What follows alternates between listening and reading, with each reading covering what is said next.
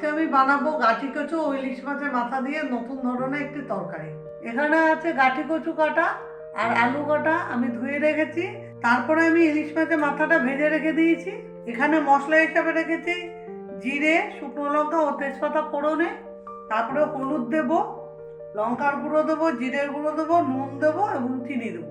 আমি গ্যাসটা জ্বালিয়ে নিচ্ছি। কড়াইয়ে একটু মাছের তেল আছে, তার সঙ্গে একটু তেল দিয়ে দিলাম। আমি এখানে জিরে, তেজপাতা, শুকনো লঙ্কা ফোড়নে দিয়ে দিচ্ছি।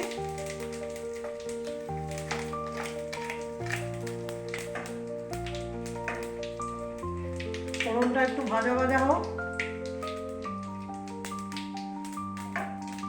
ফোড়নটা ভাজা হয়ে গেছে, এবার একটু আলুটাকে ভেজে নিই।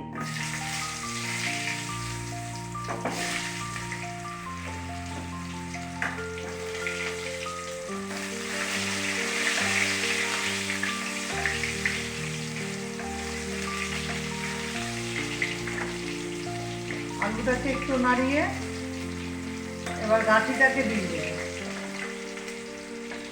গাঠিটা দিয়ে দিচ্ছি ঢেলে।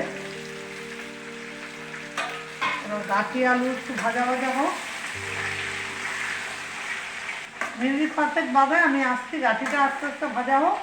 আমার ভাজা হয়ে গেছে গাঠি কচু ও আলু। এবার আমি মশলা দিচ্ছি।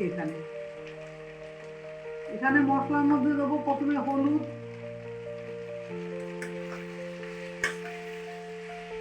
হলুদ দিয়ে একটু নাড়িয়ে নিই।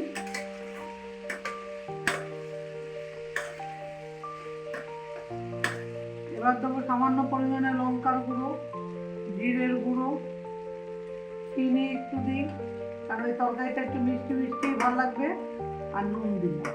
দিয়ে এবার মশলাটা ভালো করে কষাবো।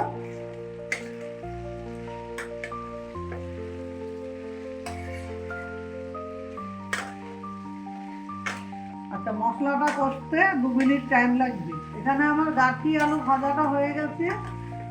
এবার আমি সামান্য পরিমাণে জল দেবো।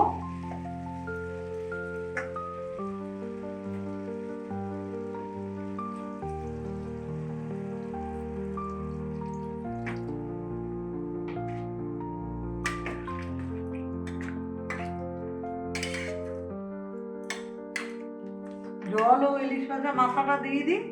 একবারে মাখো মাখো হলে নামিয়ে নেব। ইলিশ মাছের মাথাগুলো দিয়ে দিলাম। দিয়ে এবার একটু ঢাকা দিয়ে দিই। ঢাকা দিয়ে ফুটে উঠলে তারপরে আবার দেখাচ্ছি। মিনিট 5 লাগবে। 5 মিনিট বাদে এসে দেখছি ঢাকনাটা খুলে। এবার আমি মাছের মাথাগুলি ভেঙে দিচ্ছি, দিয়ে তরকারিটাকে একটু ঘেটে নামিয়ে দেখাচ্ছি কিরকম হয়েছে। আমার এই গাঠি ইলিশ মাছের আলু দিয়ে তরকারিটা হয়ে গেছে। আপনারা দেখুন, দেখতে কত সুন্দর হয়েছে। আপনারাও বাড়িতে বানিয়ে দেখবেন কেমন লাগে খেয়ে।